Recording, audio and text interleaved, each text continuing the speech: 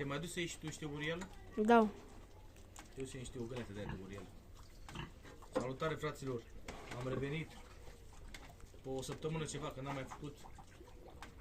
Am avut eu niște treabă și n-am mai putut să mai fac video. O să fac și eu un video pe tu Dan Praf, nu? Așa Da. cheamă. Da. Ăla de la Prahova, nu? Da. Nu mai da, bă, gulgoză și ce dai tu concentrate la porcia. De-i faci așa pe spinare. Dar nu e ca asta, trebuie să ai înălțime, să ai asta. Hei! Să ai ca asta, aproape metru, la 11 luni, astăzi a făcut 11 luni băiatul, tati.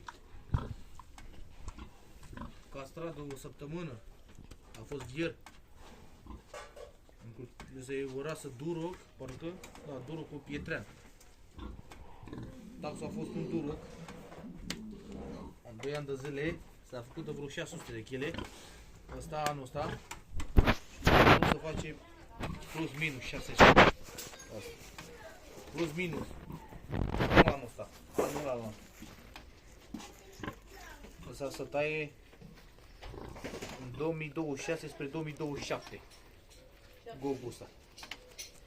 Să face la vreo 600 de kg. O să spargem topul. Ce să zic? Punem de domnul Nea Praf, Nea Dan. Că oricum e praf. De tot. Arăți tu că dai tu Coca-Cola la porci pentru să se cace mai bine. Băi frate, trăiască familia ta. Lasă-te bă tu de negustăria ta cu porcii, apucă-te de promovări de alea cu face Adelin Petrișor la Coca-Cola, la Fruity Fresh. Că asta mai bine ții. Stai tu cu porcii și zici tu că îmi vezi toți cunoscători ăștia de porci și vezi tu la cărcate, dar faci ăștia porcii de un metru pe spinare și mănâncă numai prostii de să bolnăvede, moare lumea. De bă, urială, uite, făcută în curtea noastră. Am de-aia moară. Arăt boabele, arăt grâu, arăt moară tot. Când facem noi. Eu nu-i vă concentrate. Eu o găleată de porci, atât. Simplu.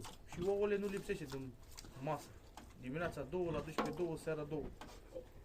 Morcu, verdei, ce are mama, mânca să le bag aici. Ăsta când l-am luat avea 130 de kg. Într-o lună. Uite-te aici. Danei, dacă că știu că te uiți. Că mi-ai dat like aici. Mi-ai dat și comentariu la videoclipul ăla de, mi se pare cam 4400, 4500 la ăla când l-am tăiat eu pe ăla. Ăla micuțul. La 150, 145 de kg. Dar am pus comentariile pe privat să le văd doar eu. Și mi-a dat acolo, cică. Unde 140 cu băiatul care îl face? În spinare, 140 cu băiatul care îl face.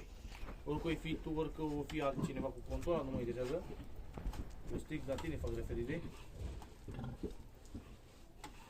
Ți-am mai spus, lasă-te de negustărie, tu apucă-te de promovări de alea la Coca-Cola, ca Adelin Petrișor. Știi tu să crești tu porci.